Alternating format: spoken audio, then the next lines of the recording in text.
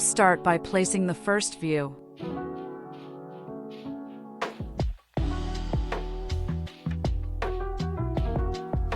If you drag your cursor, you will see a green outline, showing the next view to place.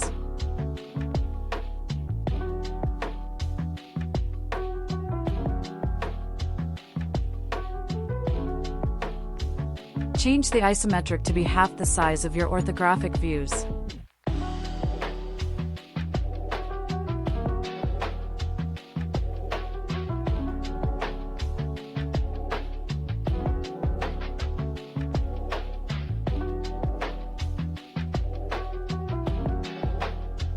Click Assemble, then Parts List.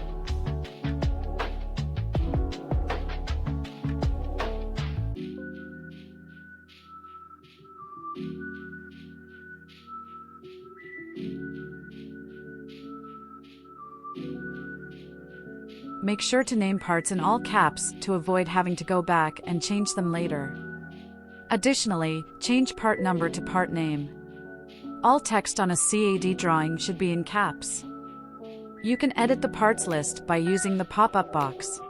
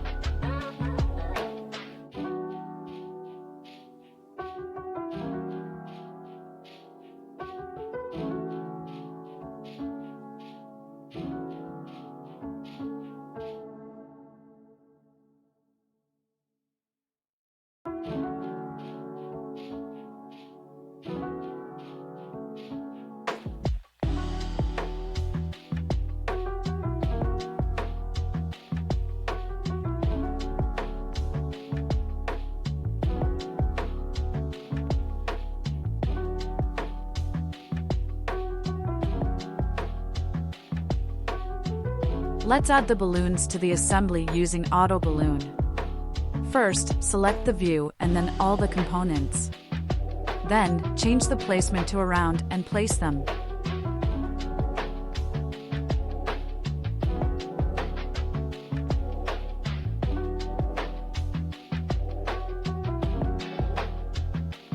Once they are placed, you will need to move them to achieve a more clean and accurate look.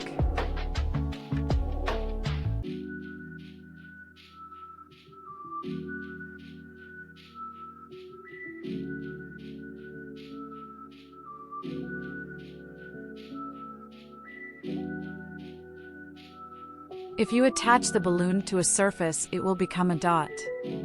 If it is attached to an edge, it will be an arrowhead.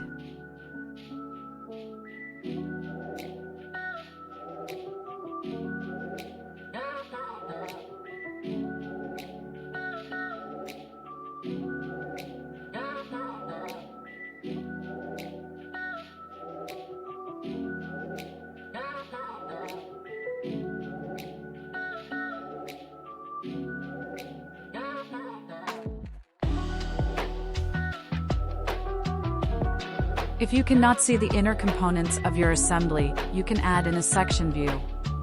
Click the above and create a line through the part, right-click, and say Continue. Now pull in the direction that you want the cut to be facing. You can replace the other view with the section view or add another sheet.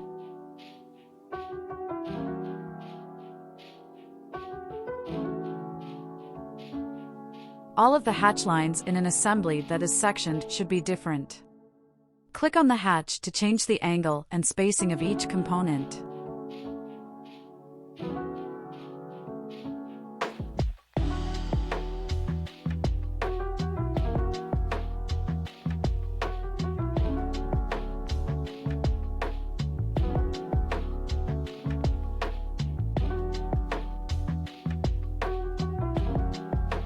Ensure that you include the complete overall dimensions.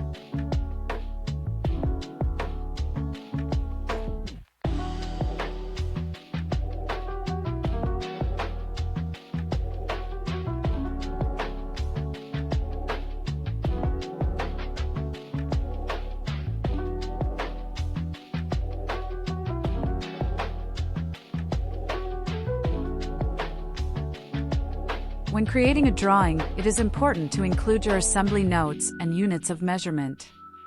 For sub-assemblies or small assemblies, such as the belt roller assembly with part number 100, it is recommended to start counting in the hundreds. If the assembly is even larger and consists of multiple sub-assemblies, then it is best to number them in the thousands. This allows you to have individual parts numbered, starting at 1.